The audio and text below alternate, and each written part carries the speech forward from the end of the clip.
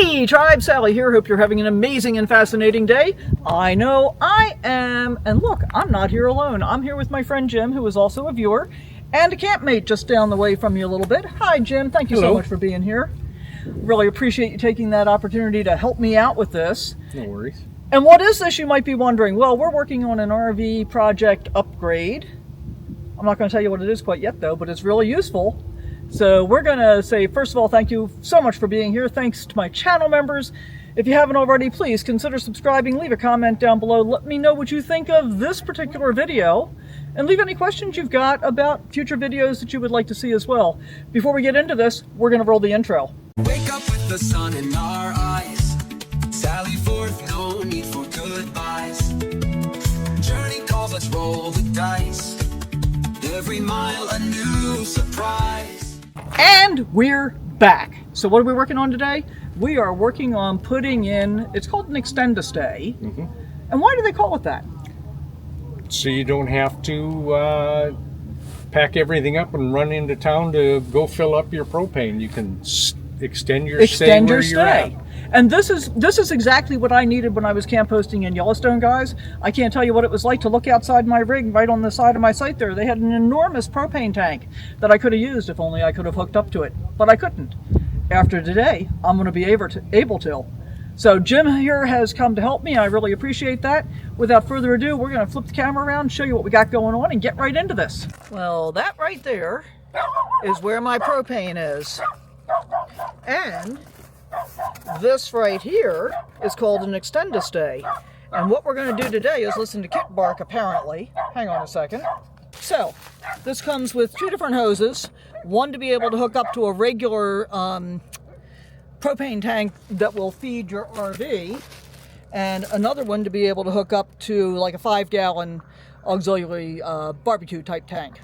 And what's going to happen is we're going to use the same regulator that already exists, and we're going to install this piece in between, and I'm going to guess it's going to go this way.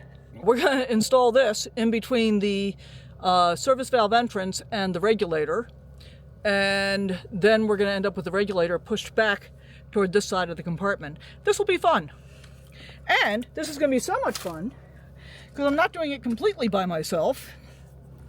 I'm doing it with my new friend Jim, who also happens to be my neighbor and one of our viewers. So everybody say hi to Jim and thanks for helping out. No problems. And we're going to get busy.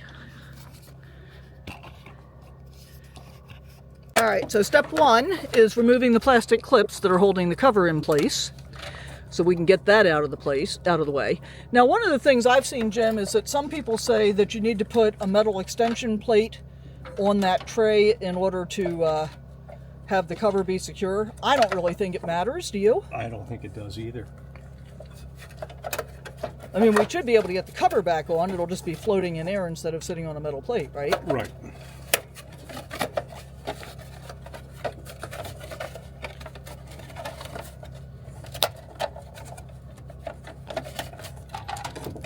And I was going to do this and have Jim supervise, but you know, he's doing a good job. I've done this. Well, I was going to say that I had, but, you know, whatever. There's the clip. It's one of them, and the other, yeah, I'll find it. It's got to be there someplace. Yep. Yeah, and especially because now I'm looking at it. Let me show you a close-up here, guys. See, the holes are ventilating that section anyway. Yep.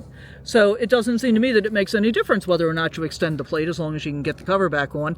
And is the cover for anything other than dust? That's about it. It's just protecting the...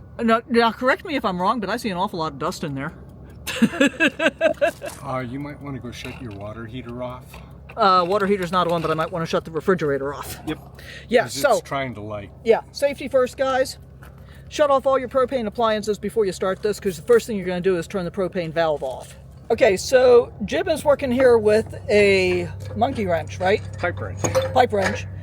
They do make special propane valve wrenches like open end and box wrenches, which would be easier to get on in my circumstances because the way that mine is set up with this ledge here, it makes it much more difficult to be able to access. So I'm a little bit of a special case, but then we knew that. And so basically step 1 is going to be turn the fuel supply off. Step 2 is going to be open it up at the supply inlet. And then you're going to take that out and we're going to install this piece. Pretty simple. This is not rocket science. And are these reverse threaded, Jim? They are right. Yeah, they are. I'm sorry, can you unscrew that 1 second? I actually do want to do a close-up on it, because if I recall correctly, there is a marking on it. Yeah, so when you see these lines, that means it's reverse thread. So instead of being righty-tighty, lefty-loosey, it's lefty-tighty, righty-loosey. Just keep that in mind. Sorry about that. Mm-hmm. There's your check tip. And the reason I asked Jim to help is, first of all, he's younger than me. No, just kidding. That's not the reason. And his knees are probably in better shape. That's not the reason either. I am willing to take on a lot of different projects by myself. And I was concerned about doing this on my own because it's propane, which is potentially explosive. And my original intention was that he was going to just observe while I did the work, but what the hell. His knees are better than mine. And this way I can try and control the incredible barking dog. Oh, you brought soapy water? I was going to go in and get you mine, but okay, cool. Because that's the other thing. Once you get all these connections done, you're going to run soapy water on them to make sure that they are actually good, solid connections and you're not leaking propane out. And so you're seeing this in real time, guys, as I'm narrating it. And that in and of itself might be one reason for letting Jim do it, because you can see it's a pretty quick process. I think we want the other one? No, this is the one that goes into this right here. This is your propane feed. So that's the one that I'd hook up to the auxiliary tank. Right. Not to a barbecue tank, right? Right. This you'd hook up to your Like a 20-pounder or 40-pounder or whatever. The big tank. The big tanks. And then what's this one for? That would be for like a barbecue. That's for the barbecue tank. Yep. All right, I told you guys backwards to begin with. This is the one that would go into the barbecue tank. The one he's got there is the one that goes in to this one. So that, and that's I'm just trying to figure out, like orientation wise, because you're going to want to run your hose out here and then have your tank back here. So right in this neighborhood. And does it make any sense to get a quick connect for this connection? I don't think so. Okay. I'm better off just screwing it in when I need it. Yep. And actually, is there any reason I can't just leave this hose in that compartment? No. No, I can't, or no, there's no reason not to? There's no reason not to. Okay, good. Then once it's hooked up and we test it, I should be fine, although when I'm going to use it, I should run a soap test anyway on the other end of it when I hook it up to the new tank. Right. Did you get all that, guys? Don't worry, we're going to show you at the end again. And again, we're running this in real time, so you're getting an idea of exactly how long this is going to take, which is not very long. And when we talk about our personas on this channel, what we've got here is me being Practical Patty asking for help from Tinker Tom so that my inner Wandering Joe can continue for longer distances at places like Yellowstone. And as I said, I mean, I'm capable of having done this myself, but, you know, why not take help when you can get it, right? That's what neighbors are for. There you go.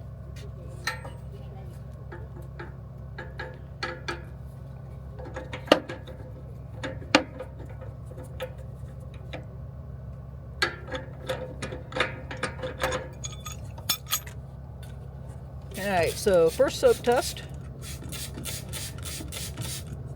Now, well, this won't tell us anything until the propane's on, though.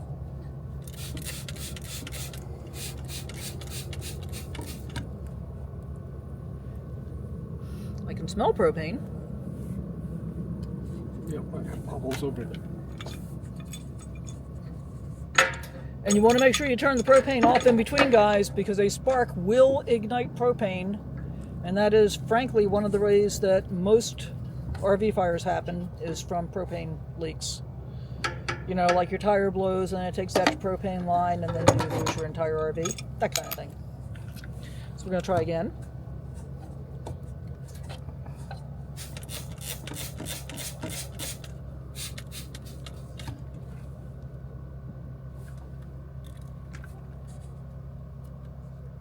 Still got bubbles. And basically what we're looking for is we don't want to see any bubbles. So if you still get bubbles after this one, Jim, I want to see if I can get a close-up on it and show people what we're actually looking at. Okay. Before we retighten. But, excuse me. I have a feeling the third time's the charm. What do you think? Yeah, it should be.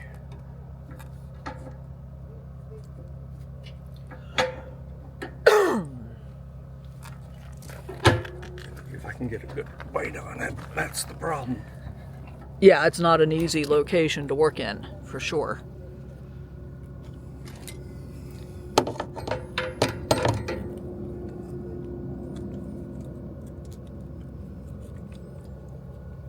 And actually, I might have had a little difficulty with this. I do not have a pipe wrench, and I'm not sure that my little adjustable wrench would have been enough to be able to get enough pressure on this. Yeah, that's part of the problem. All right, so for my practical patty females out there, I'm going to say if you can get a guy to help, it's probably worth it, especially if you're, you know, in your 60s and have started developing arthritic hands, as I have. Because my hand strength is nowhere near what it used to be.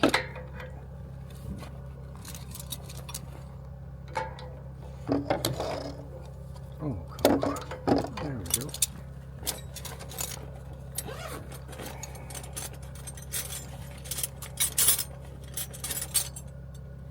And having a collection of tools. Yeah, fortunately, I've got a pretty good collection of tools. In large part, I have pared my tool selection down to those that I can actually use. But, for example, when I was assembling the hitch carrier for my trike, I ended up having to buy a few bigger tools to be able to get this done. And just as an FYI, it does indeed come with destructions. They are right here. We're not using them because we both understand very clearly what it is that needs to happen. But if you're not familiar with this, certainly you can read the instructions. And since Jim's already done it before, and I did some research before I decided to buy the thing, I think we're pretty close there.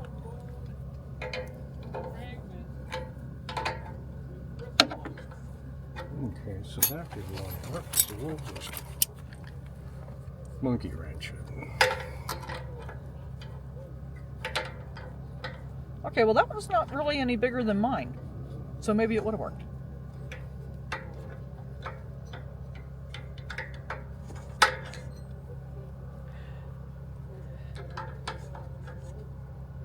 And what he's trying to do is get a bite on the valve body itself to be able to get this right-hand side tightened without moving the left-hand side any further. Was that a decent description? Yep.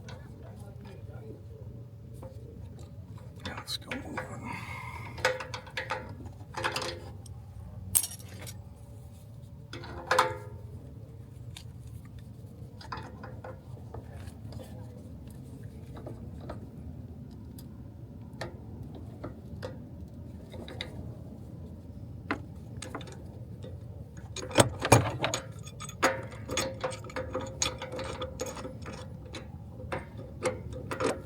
I might speed up some of this part for you guys, but I will give you a total time involved here because it's not terribly scintillating to watch somebody look for the right tool. So we'll probably speed that part up. But I want you to get an idea of what's really involved and how this is going to shake out. So here we go with the soap test again. We're rechecking the first side because we have moved that a little bit.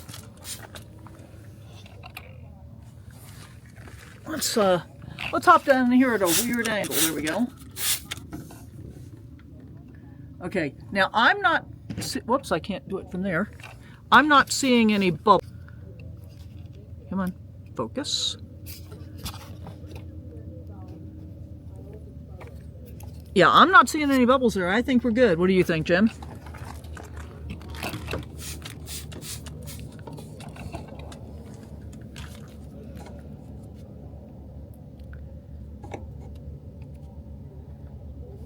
Nope. Nope, I think we're good. Cool. All right, we're going to go ahead and connect up the hose to it.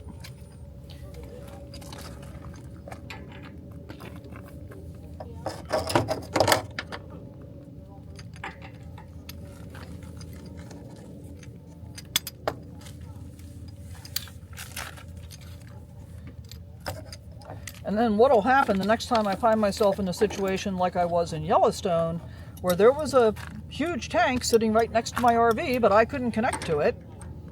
I'll be able to connect up, and in this case I could have used their propane for free instead of having to go buy propane every time I went out exploring, because I went through a lot of propane in Yellowstone.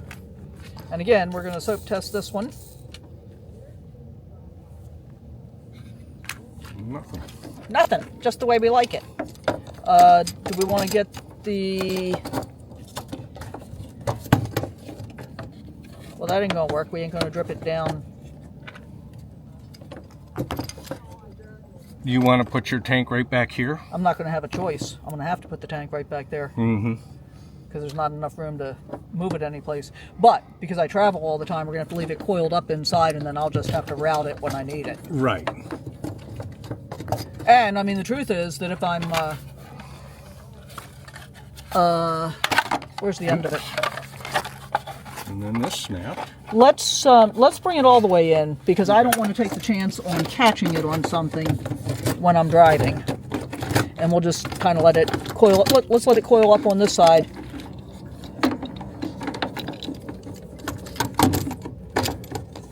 And am I going to be able to close the door without strain? Yep. Okay, good. Yeah, it's got flexibility. Good. All right, cool.